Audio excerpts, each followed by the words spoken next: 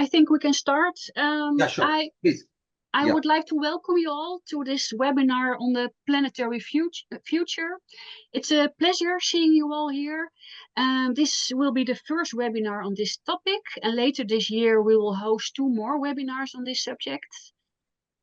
On behalf of publishing house iOS Press and the editor-in-chief of the Journal of Environmental Policy and Law, Bharat Desai, I welcome you all participants and the panel of speakers. The panel will be introduced by Bharat Desai. I would like to thank our sponsors, the International Council of Environmental Law, International Union for Conservation of Nature, the Yale Nero University, and the Olaf Palme International Center. I hope you will enjoy the discussion today. Please note that this webinar will be recorded and later on available on the EPL website. And now I would like to hand over to you, Bharat. Yeah. Okay. Yeah. Thank you. Thank you very much, Raina, for this, initiation, and it's my pleasure duty to welcome all the distinguished panelists and all the participants who have joined the webinar. Let me first, introduce my panelists. We have, Professor Nicholas Robinson. He's a distinguished professor. He's a university professor at Elizabeth Hobb School of Law at Pace University in New York. And Nick is among some of those pioneering scholars, in the field of environmental law, right, starting from the Stockholm Conference in 1972. And he has made immense contributions so far as the both lawmaking process is concerned, the institutional building process is concerned, and initiating, establishing Center for Environmental Legal Studies at his own universities. And Nick has also been an institution builder in various shapes and forms, with the IUCN, including being chairperson of the IUCN Environmental Law Commission, even establishing the IUCN Academy of Environmental Law, and most recently registered the International Council for Environmental Law in Spain. So welcome to you, Nick. We have again another distinguished scholar, Professor Richard McCrory. Richard McCrory, he's one of UK's first environmental law chairholder. I vividly remember when he was with the Imperial College of Science and Technology, and that was a time when there was rarely any chair on environmental law in the entire continent of Europe, and Richard was one of those initial scholars who held that chair, and of course thereafter Richard moved to University College London, and he has made immense contribution both environmental law in UK, European environmental law, and the wider body of global environmental law. So, and right now Richard is a non-executive director of there is a special office for environment protection established by the British government. So he holds that non-executive director's position. So welcome to you, Richard. And we have another distinguished scholar, Sarah Sheikh. She's a very renowned scholar. She's based at the Shoeless School of Law at Dalhousie University in Halifax in Canada. She's part of the Marine and Environmental Law Center, and she has specialized on some of those marine environment and gender related issues. And I my pleasant occasion to have acquaintance with Sarah in the wake of one of her colleague who contributed to environmental policy and law. And Sarah did contribute to our special issue that was again another special initiative which we took on what is called the perspective of the woman scholars, because we wanted to have a different look, that if the woman take a look at the global environmental problematic, does it look different? What will it entail? And so welcome to you, Sarah, for that. Thank you. Now, as the setting which those who have joined the webinar, they must have taken a look at the setting, that there is that alarm bells have been ringing almost around the world, right from the UN system, that the top CEO of the United Nations, Antonio Guterres has been running from pillar to post, going to global conferences, for last several years, including Stockholm Plus 50, to the UNEP Governing Council meeting, UNEP UNEA meeting in Nairobi, and he has been already warning the world, and in the last meeting, what he said, I'll just quote him, that we have not kept our promises on the environment. Our consumption is at the rate of 1.7 planets a year, and the global well-being in jeopardy. In telling in so many words that there is something abnormally wrong so far as the world, environment itself is concerned. Some of those essential ecological processes are under stress. So I think, and this is the observation of the Secretary General, the UN system, and others is based upon what is called the growing scientific evidence produced by Intergovernmental Panel on Climate Change, the World Meteorological Organization, UNEP, etc., which have been underscoring that there is already a planetary level environmental crisis at work. And in the event of that, what do they portend for the future of the humankind and the planet Earth? And as it is being said, that the coming events cast their shadows before.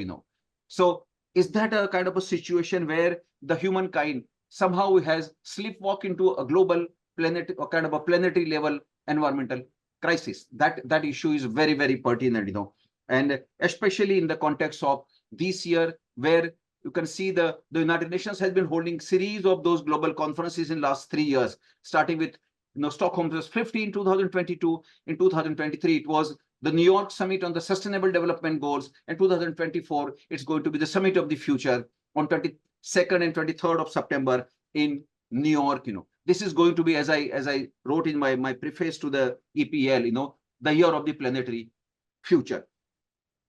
So some of the questions which I thought I will roll out, for our panel consumption of our panelists, and then we will throw the floor open. That the global environmental crisis, has worsened, notwithstanding the mega regulatory kind of enterprise at work. And then that raises the question, what went wrong? And this is exactly what the UNEP executive director, she really mentioned in the Stockholm Plus 50 conference, that if Olof Palme and Indira Gandhi were present in the Stockholm conference hall, what would we explain? What would we tell them? Have we failed, falter? So that kind of a stock taking is absolutely warranted, And if that is the case, what course correction will be required? Do we require some kind of a paradigm shift? In that case, what will it require? And also, we are all aware that there is a series of those legal kind of measures which are being taken up both at the domestic level in some of the domestic courts, as well as at the global level. These three important, judicial forums. One is, of course, the International Tribunal for Law of the Sea in Hamburg, then Intergovernmental, Inter-American Court of Human Rights, and the third is International Court of Justice, where three separate advisory opinions have been sought from these courts. The ITLOS has already given an opinion, and probably next could be, from coming, from the International Court of Justice, on that issue of obligations of the state in respect of climate change, which was actually triggered by the UN General Assembly, And most importantly, that what do we expect from this summit of the future, where the heads of state, heads of government are likely to descend in New York in the month of September this year? Do we expect some kind of a dramatic course correction with these heads of state, heads of government will be in a sense, ushering us into, because ranging from President Biden to Prime Minister Modi in India, they have also been saying that the decisions which we take today are going to impact on the future of the, coming generations. In that case, if that is the case, I think it will require a real serious pondering over the issue. And finally, what kind of a role we expect the scholars and the researchers to play when this global environmental crisis is thickening, because that is within our domain. And if the scholars really do it, and this is exactly from a very limited perspective, like a drop in the ocean, we have been struggling, hard at the environmental policy and law, to contribute. And I'm really delighted that a series of those, outstanding scholars have committed, to provide us their special contributions for the issue on planetary future. And I'm also happy to share with you today that thanks to my colleague Raina, that the EPL, those 10 specially invited articles have been uploaded on the website, which I think I call upon all of you to access, because the articles on EPL website, they are open access. And so with these preliminary words, I turn to my panelist, and first I will give floor to my distinguished, elder and mentor, Nick Robinson. Over to you, Nick. Well, thank you very much, Bharat, and greetings to everyone around the world.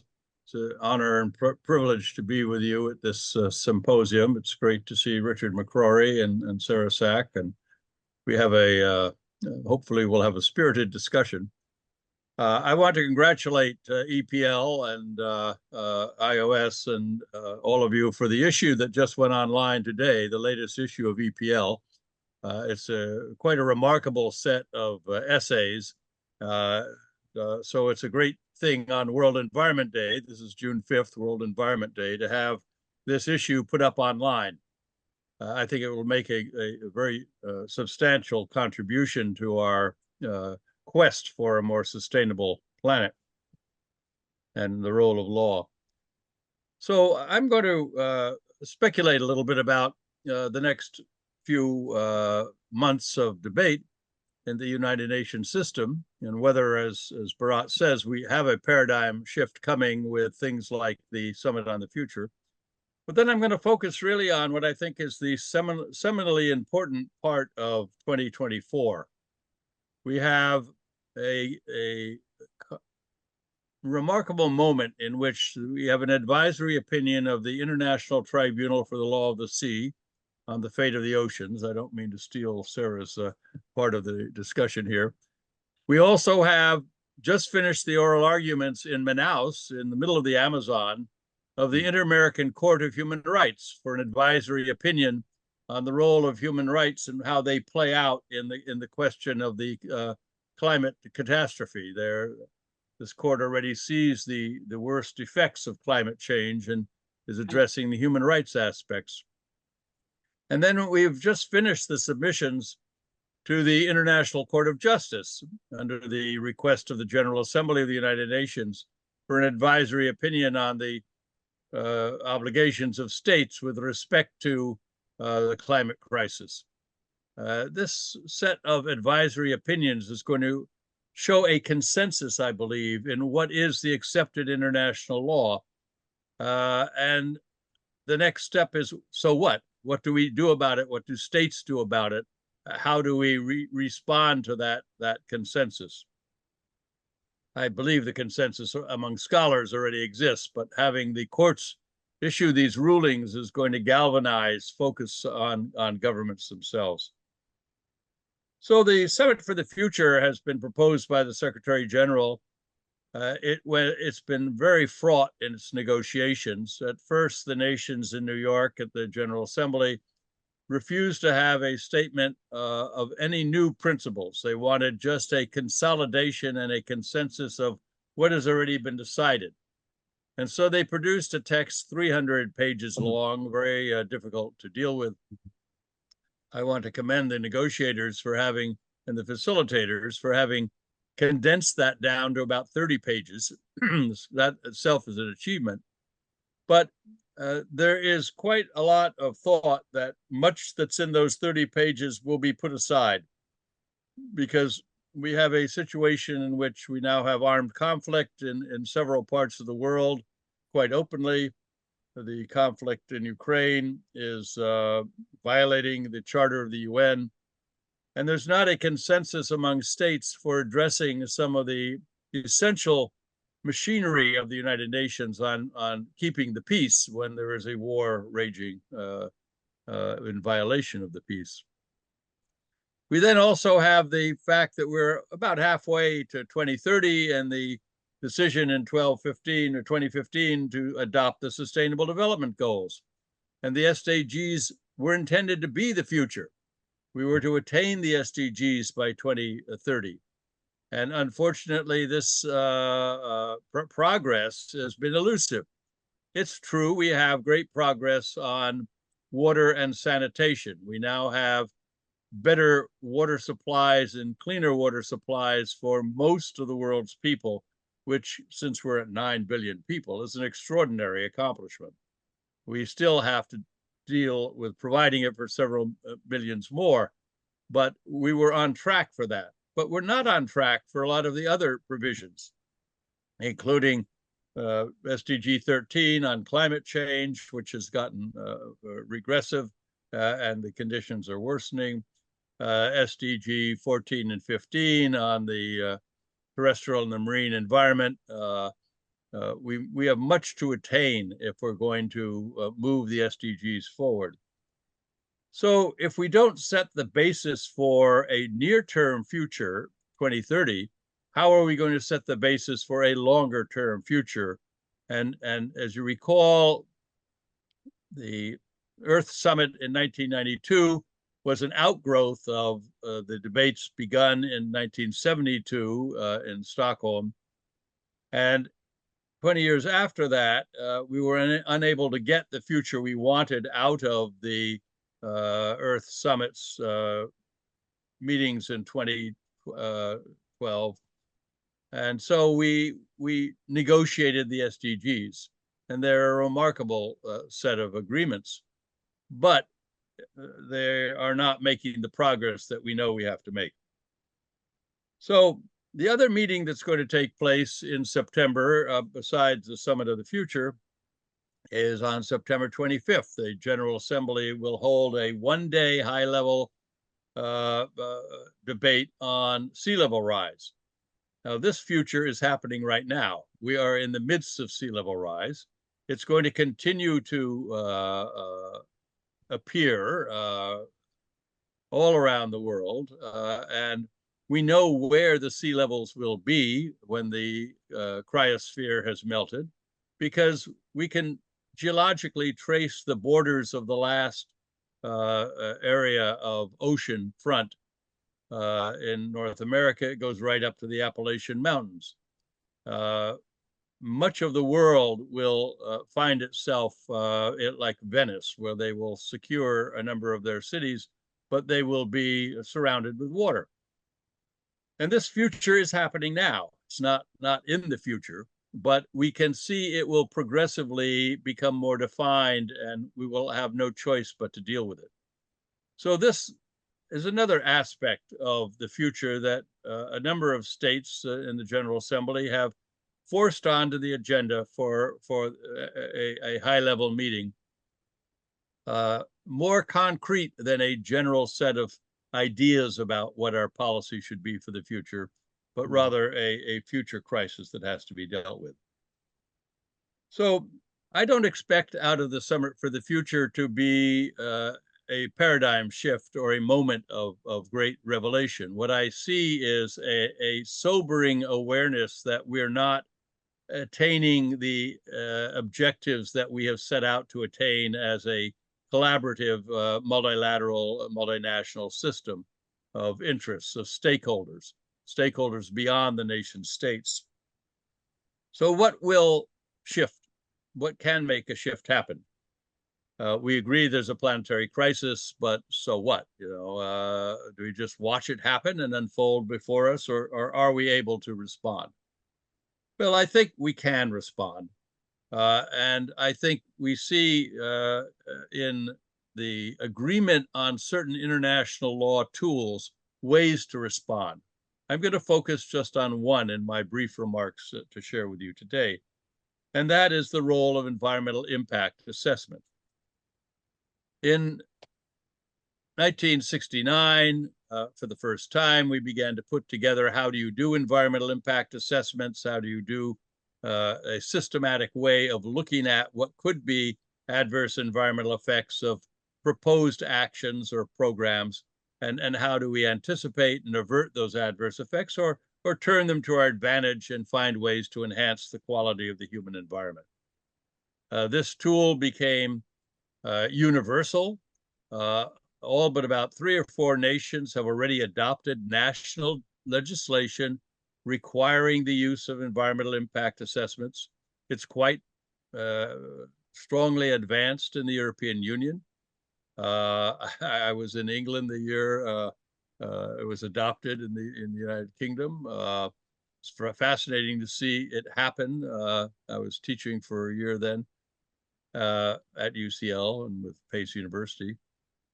But it's it's a well elaborated system in China. China was actually beginning to do it in its own way. It exists as something called ecological expertise in Russia. Again, beginning to work on independently of the international system. So it's emerged out of all of these national systems around the world.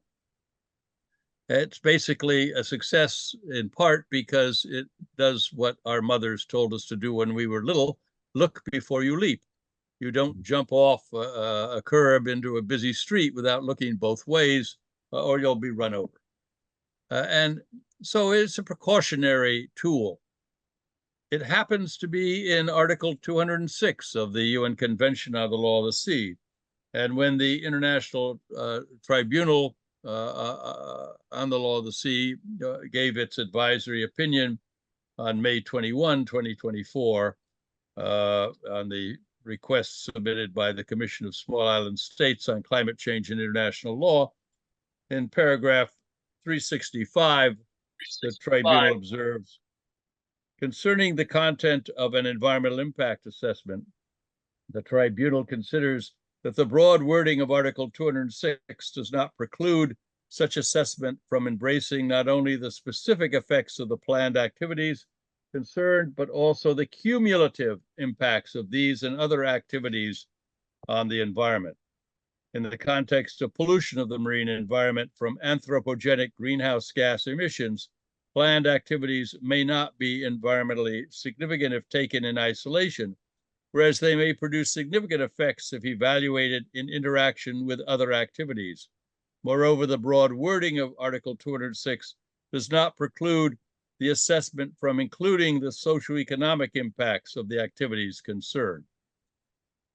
The UN International Court of Justice in the Argentine Uruguay case, the pulp mills on the River Uruguay, had already opined that EIA is an obligation of a customary obligation of international law. It is customary law that states must use EIA. And why is this so? Because if you remember Principle 21 of the Stockholm Conference Declaration, states have, of course, the sovereign right to develop their natural resources, but only if they do not harm the resources or the environment of adjacent sovereign states or the commons, including the atmosphere and the oceans. So sovereignty compels you to do EIA, or you will not know whether you're harming your neighbor or whether you're harming the community of nations and the environment as a whole. So EIA is in customary law as an obligation. It's in treaty law as an obligation. It's in national law, national legislation as an obligation. This was recognized in the Rio Declaration of 1992 in Principle 17. States shall use EIA in their national decision-making. And so it's a well received and rather uncontroversial element of international law. I'll just quote one more paragraph 418 of the ITLOS advisory opinion, where the court observes that states dealing with living resources, states parties must ensure that the maintenance of the living resources in their exclusive economic zone is not endangered by overexploitation. Conservation and management measures must be informed by the best available science. States parties are required to take into account relevant environmental and economic factors, including the impact of climate change and ocean acidification. This entails the application of the precautionary approach and an ecosystem approach. So there you have an elaboration, if you will, of what's implicit already in customary international law for EIA. And why do I dwell on EIA? Let's be honest about it. Almost all nations do not do EIA very well. They try to avoid doing EIA. They make bureaucratic reasons up to say it's too bureaucratic, much work, it's delaying our project, we're not able to move ahead. EIA is regulatory overdrive. It's a nuisance on the invention of our economy and the way to move forward. So there's pushback against EIA. But I suggest to you that just as paradigm shift doesn't happen all at once, it grows gradually as the pressure builds. EIA is a tool that can build pressure and build reform and build a remediation. So let's talk a little bit about EIA in a more positive vein, putting aside the fact that governments don't like EIA, even though they have embraced it legally. First, why do EIA? Well, we agree that we have an obligation to do no harm. The obligation to prevent and avert harm in international law, in national law, and in our personal lives is very strong. We don't aim to do harm, and in fact, we have an obligation not to do harm. The neglect of EIA hasn't prevented some landmark decisions all around the world in which EIA has effectively prevented harm. So we have good case studies that show how EIA can be effective. We have a professional class of consultants all around the world, interdisciplinary consultants that know how to do impact statements. We have an international association of EIA and a journal based in Montreal. We have a recognition that EIA is essential for breaking down silos. EIA requires multidisciplinary thinking, and all the stakeholders with their different silos are forced to come together and consult about what should be the scope of an environmental impact assessment. And then when it's drafted, has it effectively addressed all of the issues that the different specific silos wish to have addressed. It has a unique ability to do what ITLAW said, to take an ecosystem approach. It brings together a way to integrate across ecosystems all of the best available science to address what could be impacts of a proposed action before the harm takes place, and then figure out ways to avoid the harm. And finally, it is a biospheric approach. As the part of the ITLAW's decision I quoted suggests, the atmosphere and the carbon dioxide in the atmosphere, the other greenhouse gases, is being absorbed into the ocean. It's not a double-tiered system in which the two parts of our planet exist independently of each other. There is no difference between the oceans and the air. They are part of one system, and we must begin to reflect that in our national decision-making. So we have EIA as a tool. Now, we didn't get into climate change and the climate catastrophe overnight. It took us over a century to build up the problems, and we're not going to solve it with best nationally determined contributions under the Paris Agreement to mitigate, because the damage to the atmosphere and the biosphere is far beyond just cutting back on anthropogenic greenhouse gases. We are melting the cryosphere. As we melt the cryosphere, we are releasing in the tundra a lot of greenhouse gases, and we are changing the entire Arctic. None of this will be altered by the reduction of greenhouse gases and their emissions. We must stabilize a changing environment, at least stabilize our role in a changing environment. And this means all impact statements are going to have to, in the Northern Hemisphere, are going to have to figure out what to do about the melting of the Arctic. As we melt the Arctic, of course, it affects the flow of fresh water into the North Atlantic. It changes all the fishing parameters in this tremendously important area of resource. And I've already alluded to the fact that sea level rise is going to happen all around the world, and therefore EIA is necessary to begin planning the retreat from the coast. You're not going to retreat from the coast in one massive movement like the lemmings. running off the cliffs. You're going to have to figure out a human use of foresight, a foresight to plan incrementally where we can move when it is politically possible to move, because governments will not all respond effectively. And so we must have an incremental tool that lets us mitigate and adapt to climate change step by step. And that is EIA. It's extraordinary that the moment we need it most, EIA, in fact, is available for us to use. What's limiting our use? Well, we don't know how to do it. We must do a lot more capacity building. There's a role for universities and scholars to begin teaching EIA more effectively. It is not a core part of most of our academic programs. It's taught as an aside in national or international environmental law.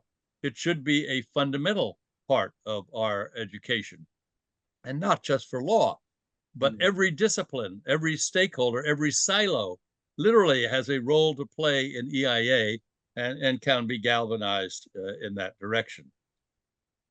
The cultural aspects of EIA are also important. We've learned that social and cultural impact assessment must go hand in hand with physical science and with the technological aspects, because we humans and our civilization is a cultural construct. EIA needs to begin to address how we can maintain a value-based system, a system that has environmental justice built into it for all, and a system that regards nature as in the terms of the indigenous people, as one of our relatives. We are part of nature, and we must begin culturally finding the ways to sustain the natural systems that sustain us. This is going to interfere with finance. It's going to interfere with property values. There's a new social obligation of property implicit in this kind of cultural construct. In short, the only tool we have in law right now, except perhaps taxation, that permeates every kind of economic and social activity is potentially EIA. So my call here is to really begin thinking about it.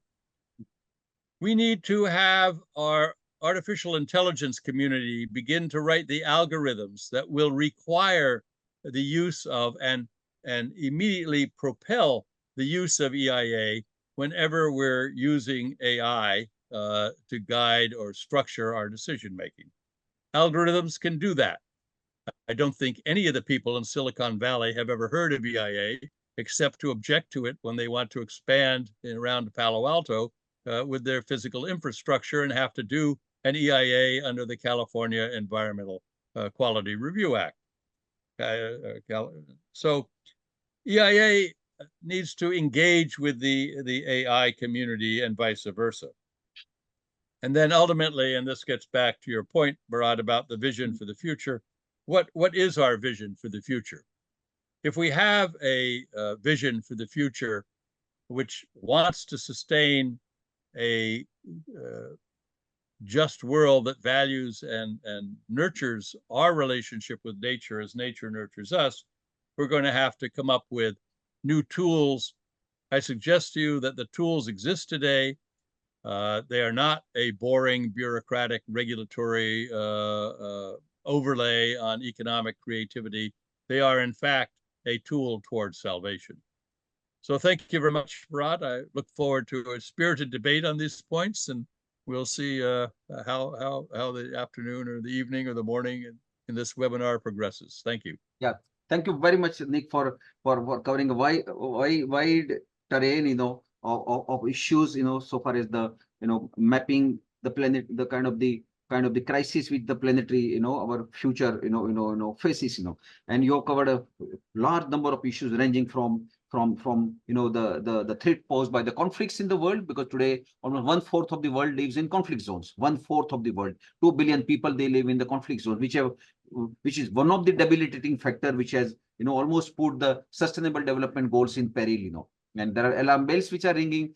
Next year we will be reaching the decade of the adoption of the SDGs 2025, and still they are in a limbo. this almost just 12% of the SDGs will be anywhere near compliance by year 2030. So this is one of the big challenge that you face, But most importantly, I think the important you're spelling out of the concrete tool in hand. That is exactly what we wanted to look out for, a kind of a way out, harping on that grassroots that preventive tool called environmental impact assessment, And I think this could be probably a game changer if this is taken seriously, especially when the things are moving from the global to the local, within the national jurisdiction, probably through the litigations and host of those things, So thank you very much for this spelling out the detailed contours of how the do's and don'ts so far as the EI is concerned, how to taking out from the bureaucratic to the operational side, how to make it to be a very effective tool of environmental governance. Thank you, and I'll revert to you before we wind up. Thank you, Nick. So now I turn to you, Richard, in the backdrop of what Nick has spelled out, because you are a connoisseur of this environmental law action at the domestic level. You have struggled very hard. You have pushed the British government on various levels, from regulatory to the institutional level, and also at a European Union level. Also, you have a wide-ranging experience about these issues. So in terms of the nature of the crisis that we face, and since you all have a first-hand experience with the Office of Environment Protection, in UK itself, So how do you foresee the kind of the nature of the planetary crisis which we face, the kind of the tools which, like one of the things which Nick himself mentioned, and from your perspective, what other tools could be there, and how do we move ahead? Yeah, over to you, Richard. Right. Well, it's going to be tough. I used to say I was a cautious optimist, and I'm not sure if I am at the moment, but I stay that way if I possibly can. All right, thank you very much for inviting me to this. I always feel slight bit of a fraud because, as you said, I got into environmental law quite early when it was just the modern phase of environmental law was taking off in the UK. And at a certain point, and it happens to us all, we're specialists, I realized I was doing too much and I could not cover national law, European Union law, which was developing very fast, and international public environmental law. So I decided I wouldn't really deal with the international side, not be a specialist. I know my way around, but I'm not a specialist like Nick. And probably the wrong choice now. But anyway, that's why I feel a bit strange on this. I would like to talk about this strange new body I'm a part of, because I think that could be part of a future solution. But I'm just going to react to two quickly, because you wanted a bit of dissent and discussion from what Nick said. Environmental assessment. Yes, Europe, it was one of the first European laws at the EU. 1985 came in, slightly different from the States. Europe hoped it learnt from some of the mistakes of the States and adopted a different way. But the basic concept was, as Nick said, you do developments, or government does plans, try and look at what the various environmental implications are. Now, I have to say that the Office for Environmental Protection, which I'll come to, we've just done a major study of practice in the UK. We've been doing it for 30, 40 years. We've got lots of case law now. It's all settled. And we are concerned about the practice. And this is just the warning. I'm sure Nick will recognize some of these issues, and you can deal with them, that far too many of the environmental statements that are produced, normally by developers, sometimes by government, frankly, are far too long. It's become a bit of an industry for consultants. They are written often very defensively to prevent legal challenge, because there have been legal challenge, and you get one bit wrong. So we're quite concerned about that actually for all the ideals in practice, and I'm a very practical person, what actually goes on, it's not really necessarily working very well. Every so often, sensible judges say things like environmental assessment is it's meant to be an aid for decision makers and not a legal obstacle course.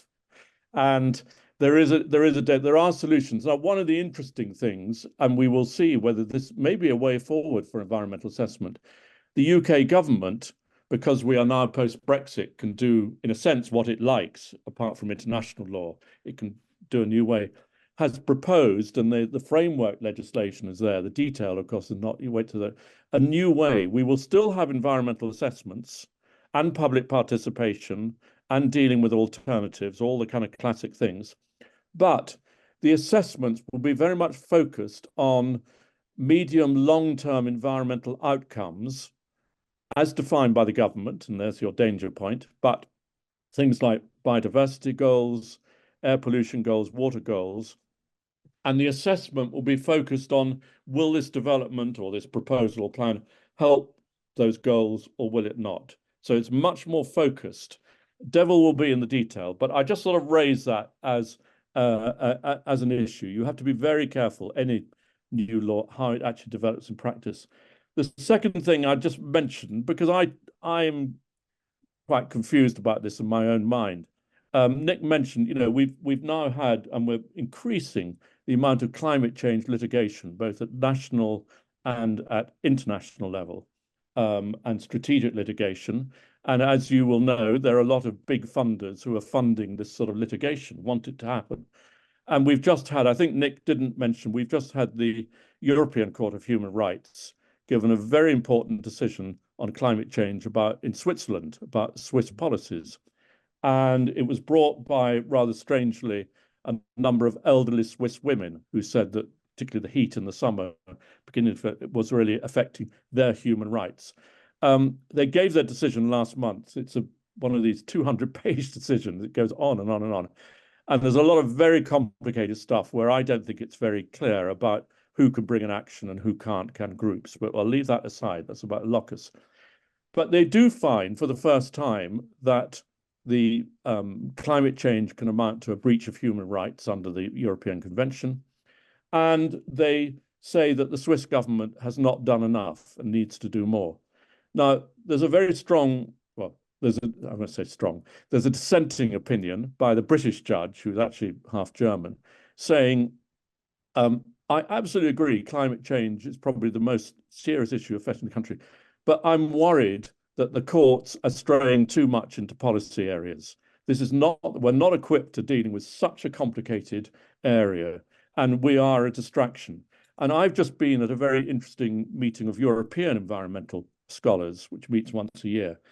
And it was quite interesting. There was a big split. Some people say, well, this is the role of the courts. They should be doing this. So they had to get intervened.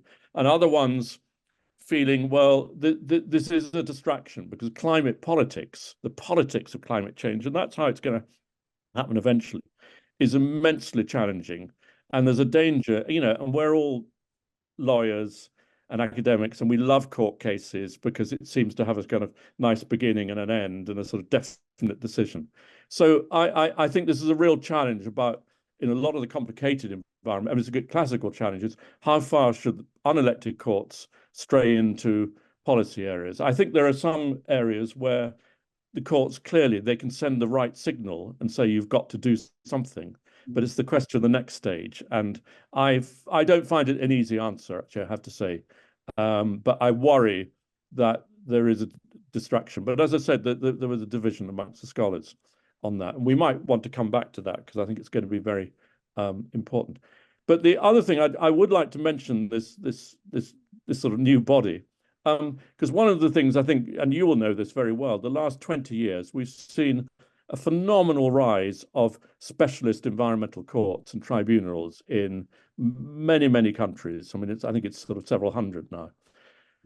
But far rarer is the development, has been the development of what I would call official environmental watchdogs who can hold the government and other public bodies to account for legal and policy failures. I think I would say there's less than half a dozen in the world at the moment.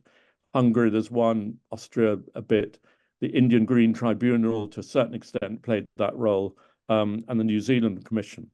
So we've tended to go, the model is, let's develop the courts, and also certainly in Europe and many countries, let's encourage NGOs, particularly, to take action in the courts, to have good locus standi, to bring their governments to account in the courts. And I worry about this as a development. I come from an NGO background, but NGOs are quite selective in the types of cases they bring. They need to get victories. There are all sorts of things.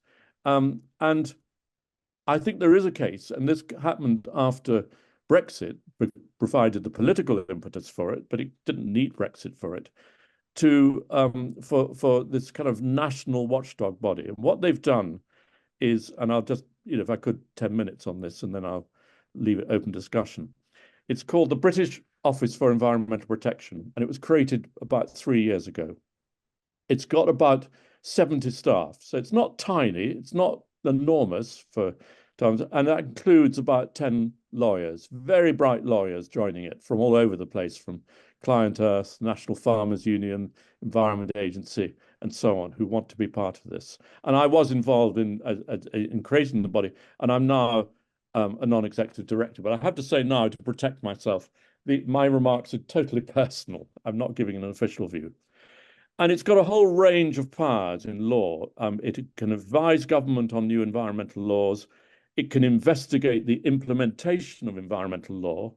And it's very rare, I have to say, in the UK and Europe, I can't speak for other countries, that you have laws which then have a provision saying, well, government must every 3 years produce a report. How is it actually working in practice?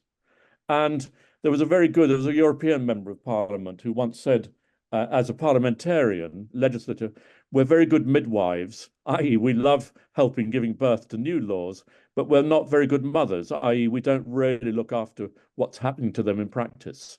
So this is trying to fulfill that role.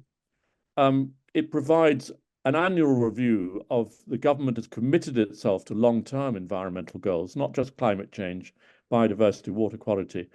And OEP has to provide an annual assessment to Parliament. How's it going? And lastly, but not least, it has special powers to take government and any public bodies to court for breaches of environmental law. So it's not regulating the private sector. That's the specialist regulators or whoever. But in a sense, we're regulating the regulators, keeping them up to bit. And it's a very rich mixture. And we're just beginning to flex our muscles and making life a bit difficult for people. And I'll just give you 4 examples to give you a sort of flavor of what we're doing, and then maybe argue, is there a wider case for this sort of body? March this year, it launched an investigation about the government's apparent failure to implement requirements about habitat protection areas, because it hadn't created new sites or improved existing ones in accordance with scientific advice. And we thought they legally should do, and started an investigation about what's actually happening. And the legislation says the government and other bodies have to cooperate with us. Secondly, we have jurisdiction in Northern Ireland, where I come from originally. The farming community is very strong in Northern Ireland. And we had arguments with the Northern Ireland Ministry about advice it was giving about ammonia emissions from new intensive farming developments. And we thought the advice was probably illegal because it was too generous to farmers compared to the rest of the United Kingdom, where much tougher advice. So we threatened to use powers to take them straight to court, and the ministry backed down at the last moment and is now reconsidering. So it gives a good illustration that we don't want to get to court if we possibly can. We want to settle cases. We want to manage cases, which is something in normal public law litigation brought by third parties. It's very difficult. People don't tend to want to settle. Thirdly, this is only last month, it's all happening, published a major report on the state of rivers and waters in England, and found that the government wasn't on track to meet its environmental objectives for a lot of these bodies. And we identified also areas where we thought the implementation was not actually in accordance with the law. There were actually illegalities going on. And the legislation provides, which is useful, the report is not binding on government, but they have to respond within 3 months. So there's a kind of ratchet effect. And then lastly, we, in January, published our first statutory report about the government's progress on meeting its long-term goals, which it set itself for the environment, and some binding targets. And these are 15, 20 years ahead. This isn't climate change. There's another body that does that. This was a 200-page report. And perhaps in meeting how you introduced this, Barrett Desai, it was quite pessimistic, and it concluded that government was still largely off track for most of its ambitions. and that it needed much better implementation plans. You know, the new legislation that's introduced, these goals are saying things I've wanted to be said for 30 years, but the devil is in the detail, and the challenge is how do you actually implement these things? And just to quote from the introduction to the report from the chairman, this is about Britain, but it probably applies to many other countries. Deeply concerning adverse environmental trends continue. With the depleted state of our natural environment and the unprecedented pace of climate change, it does seem to many that we are now at a crossroads. It's not easy for us as a nation to choose the right path, the right trajectory, and to travel together at a pace needed, but we simply must. So I think this is going to be a very valuable addition to our environmental governments. It won't replace judicial review by NGOs in the courts. There'll still be court cases, but this is very important. But it's a really difficult balance, I can tell you, because our role is to annoy government, but not to completely antagonize it. And without going into details, there are certain bits of government who are getting quite annoyed with what we're doing. But as I said, there are very few countries who've set this up, partly because, you know, it's not pleasant for government to have somebody on their backs who they're also funding. But I argued at the time the need to create this sort of body. I said, you know, it's actually a sign of a confident government to be prepared to set up a watchdog to keep it to account. And when we have this in most countries, have auditing bodies and so on, which provide that independent kind of review. It's a sign of a confident government, not a weak government. But I think we need it for the environment. So that's one aspect for governance. But as I said, I think the difficult challenge for lawyers really is working out, you know, the role of law, where does it fit in, and the role of difficult politics that we're now facing. And we're seeing it now in Europe. There's a degree of a backlash against environmental challenges because of Ukraine, because of security crisis and so on. And that's real tough politics, and law can't necessarily solve that. So thank you. Yeah, thank you very much, Richard. Again, you touched upon some of those, practical, real life kind of scenarios, where you need to do a tightrope walking between, the law and the actual, the kind of the policy making, the kind of the difficulties with the policy maker. I think this is also probably we shall have to address this kind of a issue, because as you mentioned that, well, to some extent, although the scientists have been really shouting from the rooftops about the real advent of the climate crisis, etc. But there is, of course, you cannot deny the politics of climate change. There is, of course, the role of the NGOs, which you rightly mentioned, and there are some governments which are alarmed. They're actually about the interference in the domestic affair. They've actually put squeeze on the funding on the NGOs, etc., because they thought that this is basically something which is inspired from outside. This also derails the entire process. Even there are many legitimate, genuine kind of litigations, they also come under cloud. So I think we shall have to address. Yeah, sorry, I know you want to go to the last one. I meant to add one last point as our dilemma for the discussion. On climate change and other environmental protections. And again, we're seeing this in Europe now, that there is a move to really go for green transition and energy and to speed up things. And it's not easy. There are environmental impacts of connectors, windmills, offshore power, all sorts of stuff. It's not easy. And I think, we may have to be thinking about, we're not going to be able to protect all aspects of the environment, on this. And there's a very famous Isaiah Berlin, who is a British philosopher, said, not all good things are compatible with each other. And I think we just may have to begin to recognize that. Maybe we won't be able to protect all the special habitats if we've got to do that. But we're sometimes not very honest about facing those real problems. Yeah, I think you rightly underscore this whole nature of the human predicament, that not all good things could be compatible with what you really want. But I think that's exactly where the some kind of a balance needs to be drawn. And you rightly mentioned about the role of the green courts and tribunals, India, of course, has it, Australia has it, New Zealand. There are several other jurisdictions where the green courts and tribunals have grown, and all of them, from a varied degrees, they have been playing that kind of a role, as compared to the traditional courts also, And in view of this flurry of litigation which we saw, the climate related advisory opinions which have been taken to this different courts, probably, I do not know, at some time in the future we shall have to ponder over, because this was the old debate which probably we need to revive, that do we really need, that whether of course it has been said that the International Court of Justice is capable enough to address any issue under the sun, but still it's a specialized issue. Environmental issues are very specialized.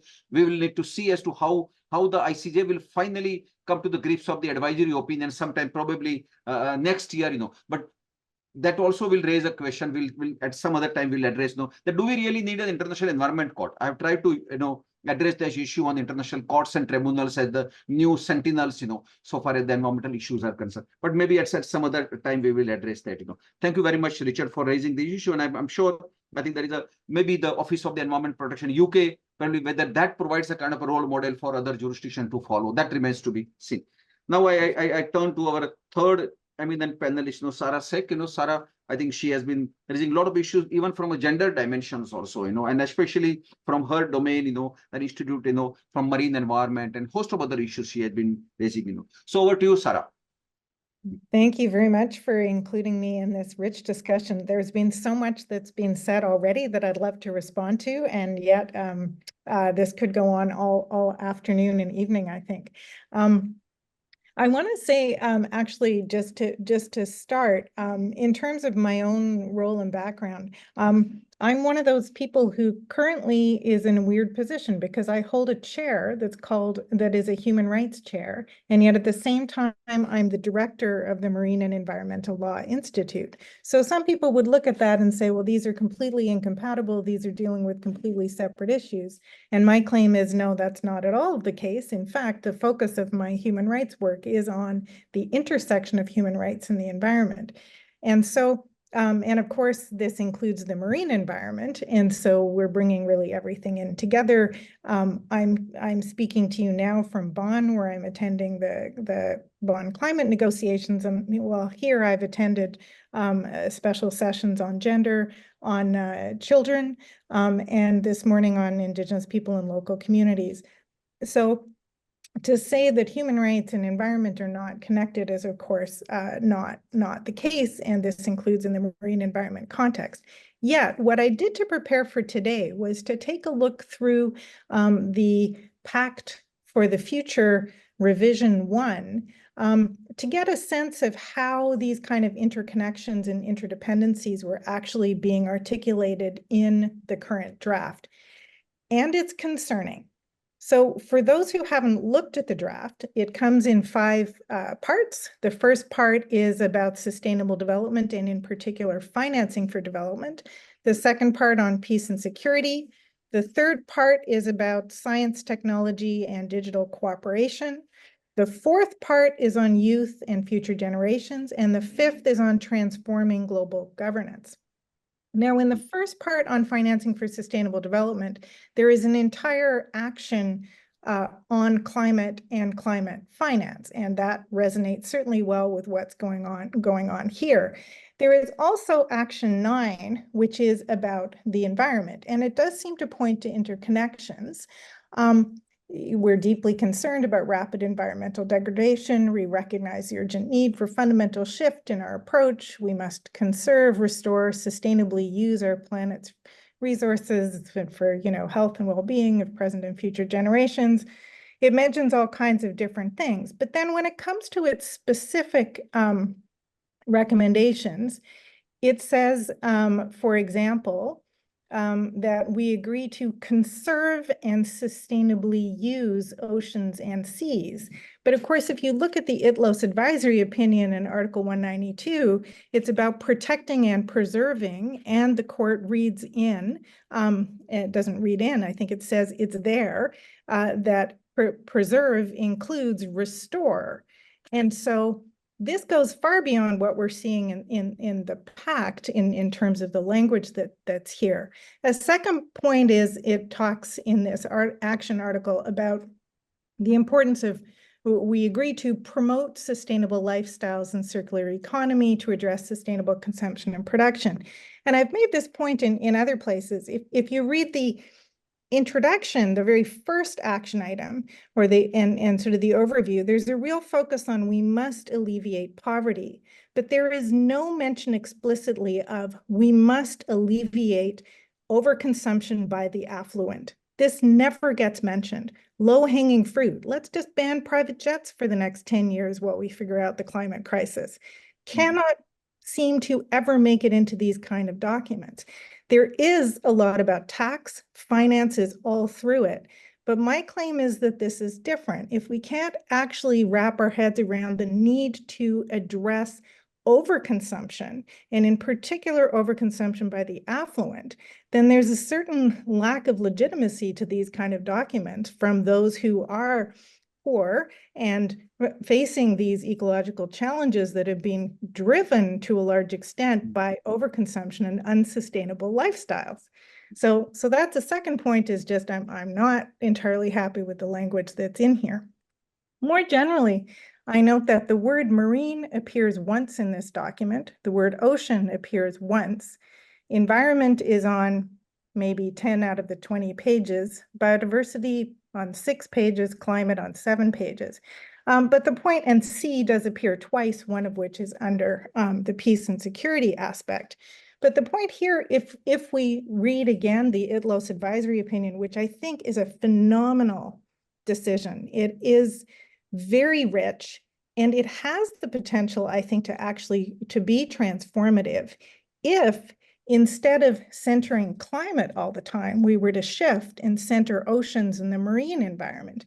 If you look at what the obligations are that actually exist under the UN Convention on the Law of the Sea, and you appreciate that every time that there are greenhouse gas emissions, the consequences are also for the marine environment, and then you look at what the existing obligations are, I think this document would look completely different. So if oceans were centered instead of climate in this abstract way, you could have a really transformational, I think, version of this pact for the future. Now, I notice, so that, as I say, there is this Action 9 under the Financing for Sustainable Development Act area.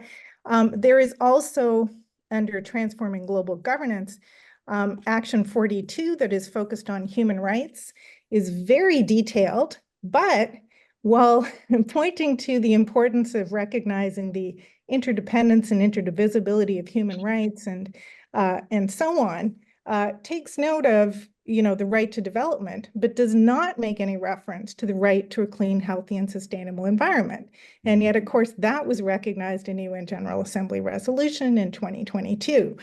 And so the human rights Action 42 is quite extensive.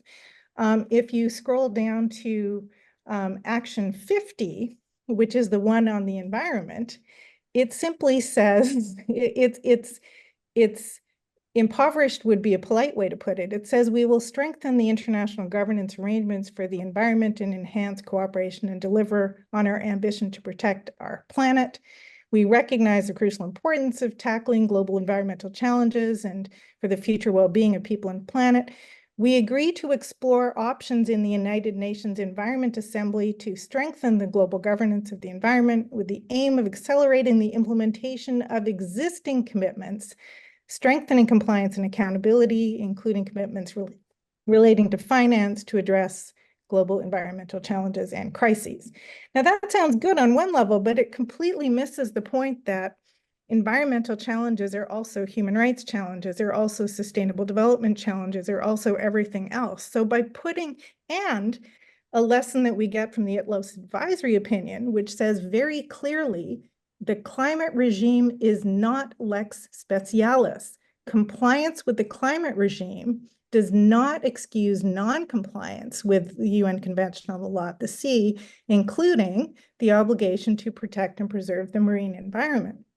So we have, so we have, I think, multiple things happening, right? It's in terms of which environmental commitments tend to be in the media the most and get the most attention, maybe we've got it wrong. Maybe we need to put the UN Convention on the Law of the Sea, the marine environment, front and center, and put the climate regime a little bit in the back. Yes, maybe that can be and is a way of meeting some of the obligations in the law of the sea, but it's not everything. And then the second point is that what about the human rights and environment aspects? It's disappointing not to see those linkages being made here, and certainly a lot more could be said about that. And I mean, I could say a lot more. I'm just going to make two very quick points in response to sort of what the comments that have gone on earlier.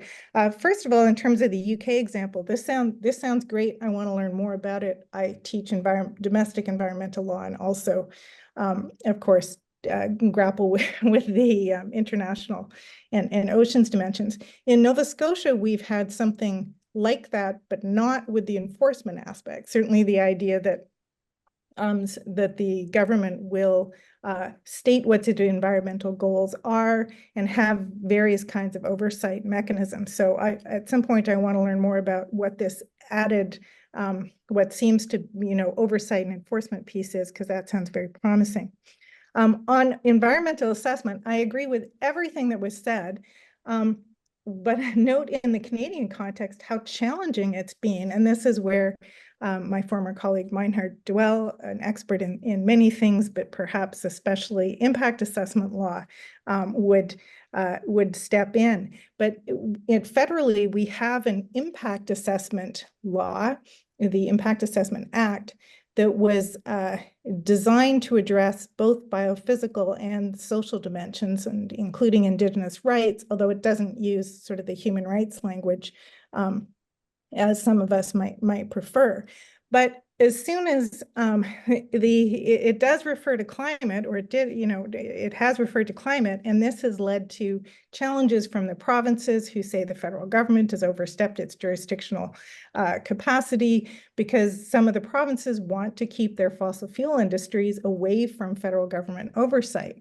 And so on one level, we have this great the great potential of impact assessment, and on the other hand, the great challenge of implementing it and actually making it work in systems where not all governments agree with the necessary aims of things like just transition or transformation away from fossil fuel dependent economies.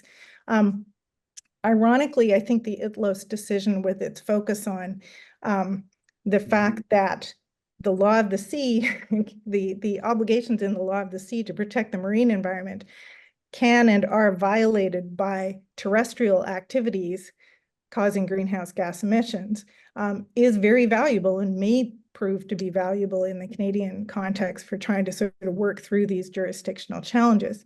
And thus the final note is, of course, the Pact for the Future does, the only time it uses the word marine is in relation to, we're hoping that we are able to negotiate a good plastics treaty this year that will protect the marine environment.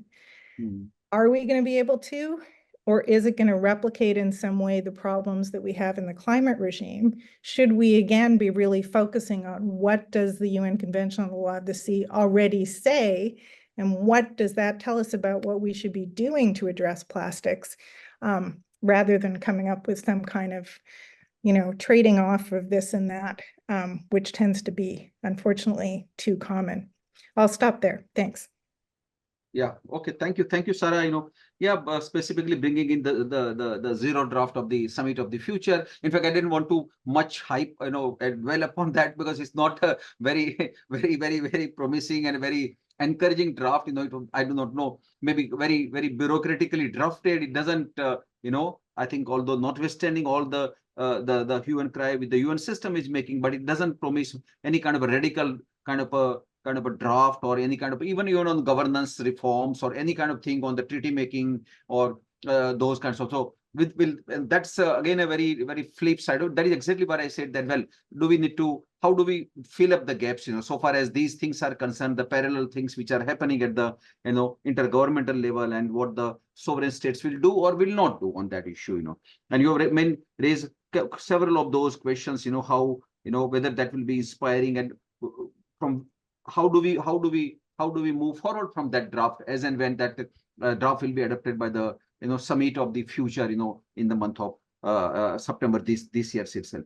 Now let me, before I again come back to the panelists, to take the view or have the comment. I think I noticed from the our panel of participants, one of the very distinguished scholars, of international environmental law, Owen McIntyre, he's from National University of Ireland, and I hope, Owen, can you hear me? I would like to give a floor to you if you have any comments or any suggestions to make. Owen?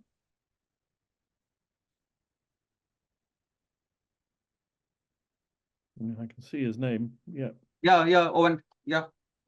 Can you hear me, Owen? Probably it's, I think, off or something. Okay, in the meantime, well, I'll maybe notice another, a Brazilian scholar from Vanilza Fortuna. Vanilza, can you hear me? Yes, I can hear you clear. Yeah, please, if you want to say a few words, because we didn't have any participant from Latin America. So please feel free if you want to make some comments or other thing. Yeah, over to you. Yeah.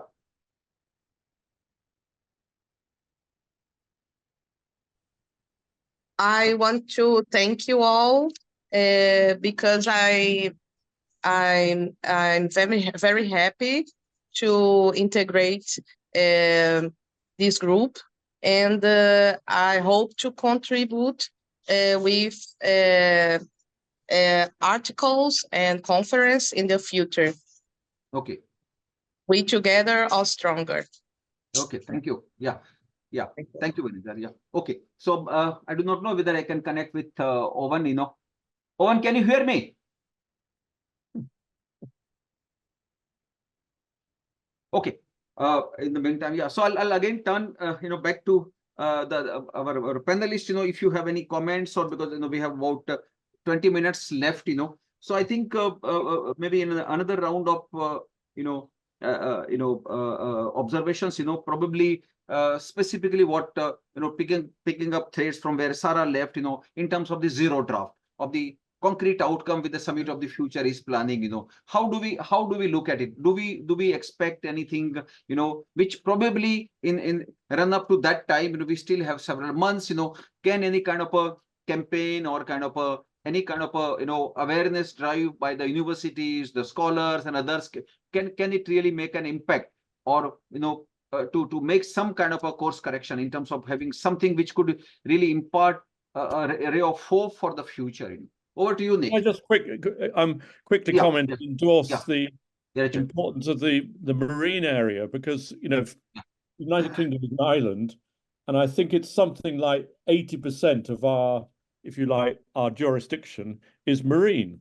And the public forget about this, and the marine area is not in a good condition. And I'm glad to say that I won't keep going bang about the OEP, but we're just about to launch a major investigation into marine areas. And one of the interesting thing, and I suspect that affects many states with coasts and so on, is that up to now, I'd say fishing has been the main threat to biodiversity in the marine area.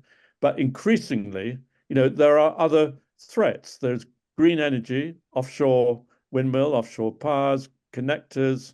There's carbon capture and storage, which I actually quite like, but it's still, an impact, and possibly even mining resources. So the marine area is under a lot of pressure, but again, you go back to the politics on the national politics, it doesn't necessarily resonate with people in quite the same way. They sort of think, well, it's probably all right. So I think it's very important to have highlighted that.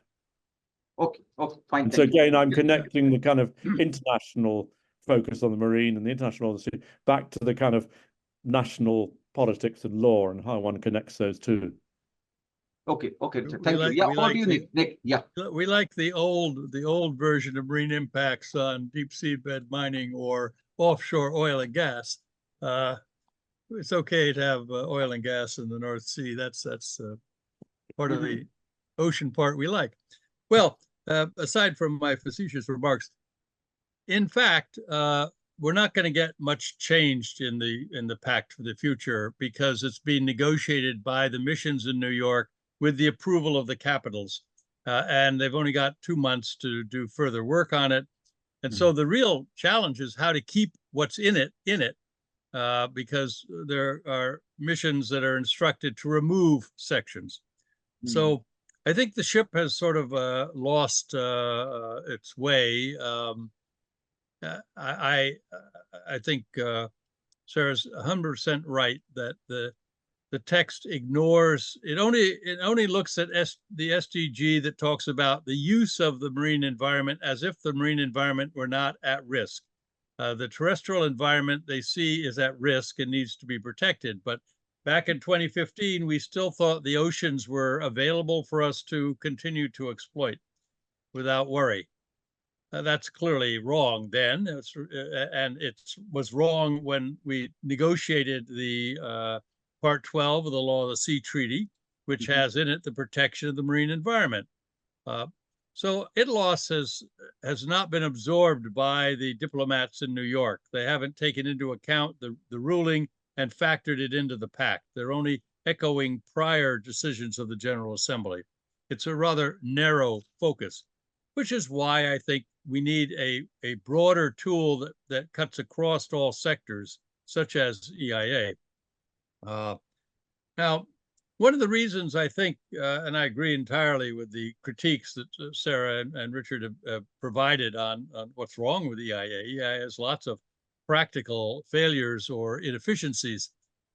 But part of the reason no one wants to look too much at EIA is that no one owns it. It doesn't belong to one mission or one government or one ministry.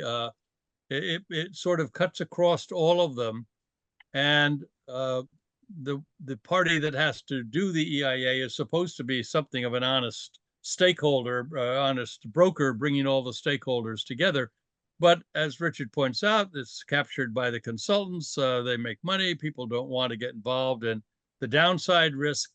So instead of using EIA as a positive tool to deal with multiple ecological crises, not just climate or ocean, but multiple ones, species and habitats and so on, we choose to sort of disregard EIA and use it as a necessary evil, a nuisance.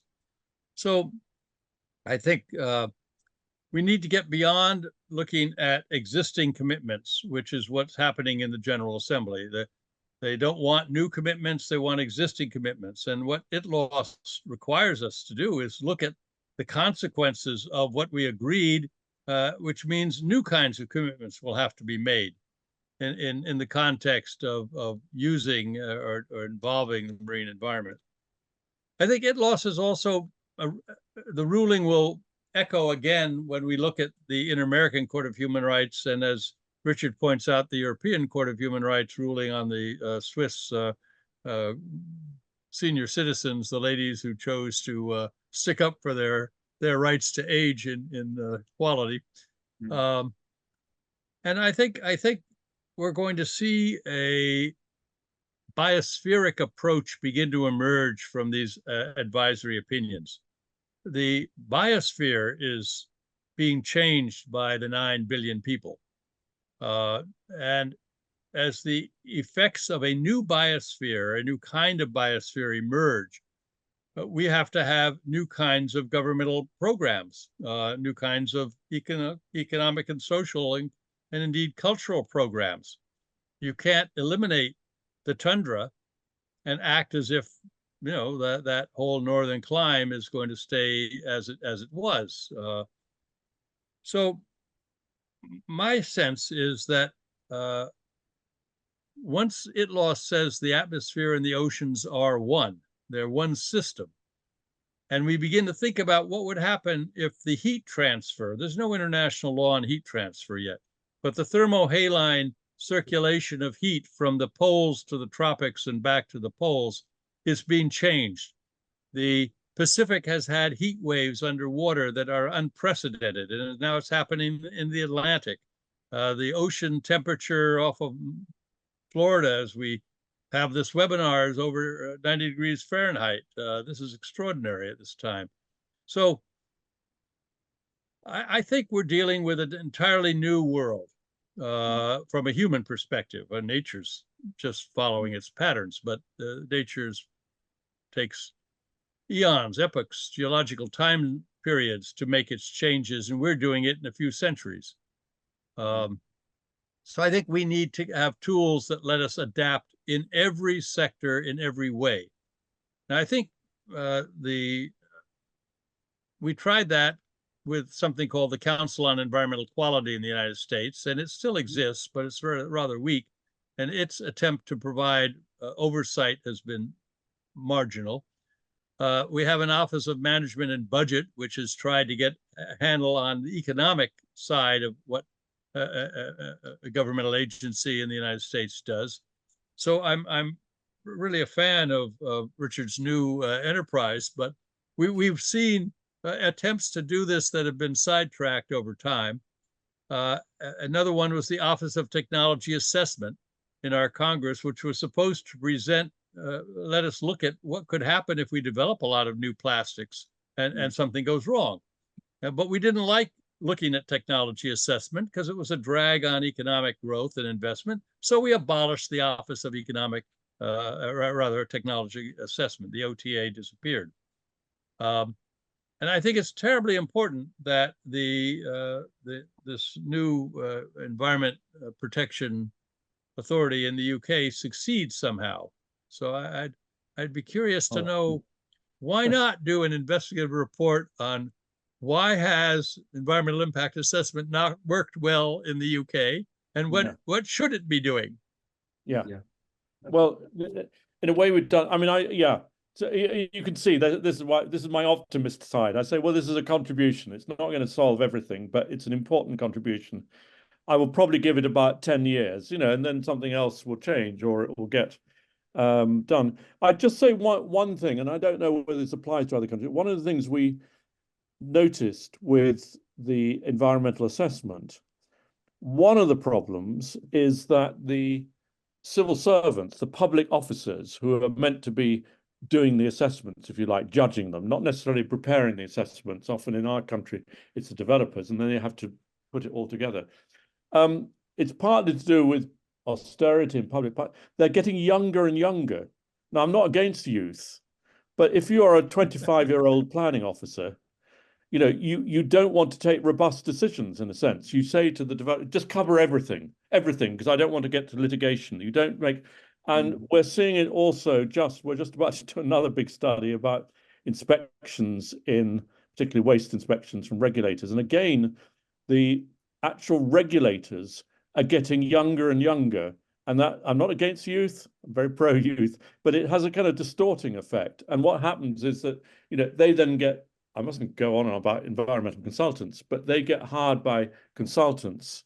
They've had 10 years in the regulatory industry at much higher rates. And I think that's it's a very tough challenge, and that's one of the things we raise. We're not sure, the government, as I said, wants to try and change the goals of environmental assessment and the legislation. And we think that may not actually achieve what they want to do. But these are very interesting. They're very, very deep practical problems. But we have to face that with, law ends up like that. It's not just the law in the books, that how it actually works in practice. And that can be affected by, the quality and the training of the staff, obviously. Yeah. Thank you. Sarah, do you have anything to? Yeah, if I could, very little time now. Yeah, please. Okay, just to quickly make a few comments on the environmental assessment potential and limitations, and maybe food for thought. Going back to plastics for a second, I did some work for the UN Environment Program a few years ago, developing training materials on a human rights-based approach to the plastic value chain.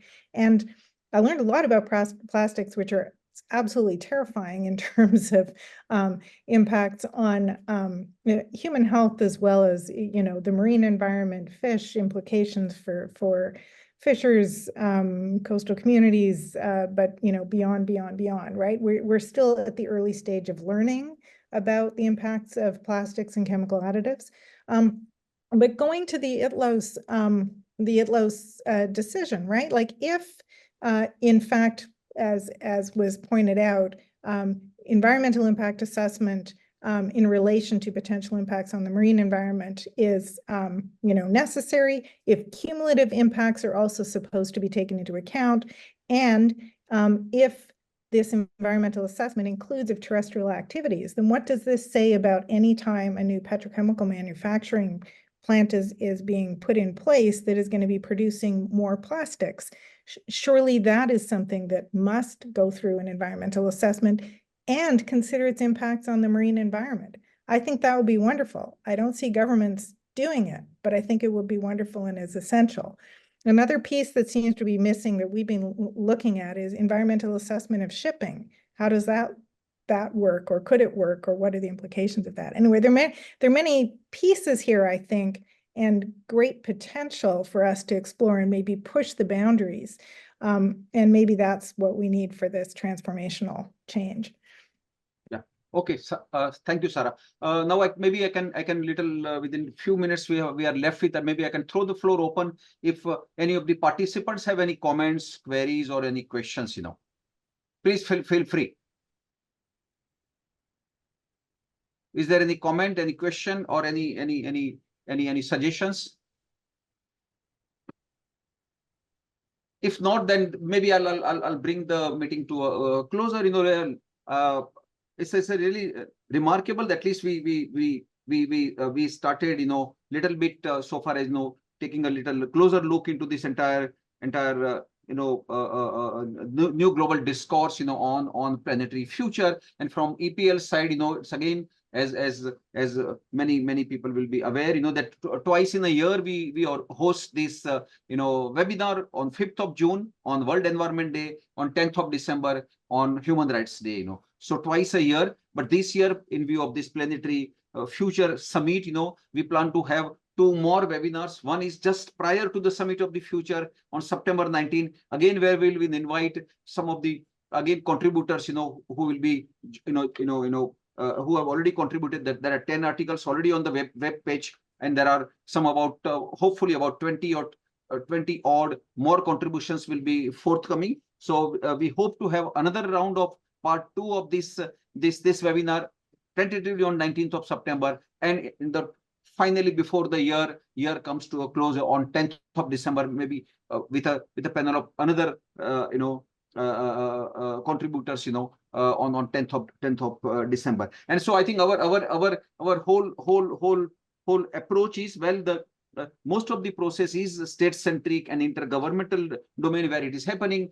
To some extent is quite frustrating, and the kind of the nature of the challenge in which we are really operating. We know that the odds are very heavy. It will be very difficult to find a concrete way out, to see in any near future, And although there are alarm bells which are ringing, somewhere someone shall have to build the cat, as we saw, hopefully in the Stockholm Plus 50. Where they say, even though the alarm bells were rung by everybody, not one single head of state or government came forward, saying that, yes, we must address this issue squarely. And let us hope and pray at the Summit of the Future in September, that scenario doesn't get repeated. Some conscientious people will really step forward, especially from the heads of state, heads of government. From EPL side, as I said, although it's a very unconventional for a journal to do it, but since our second headline speaks that there's a journal for the decision makers, and I really wanted to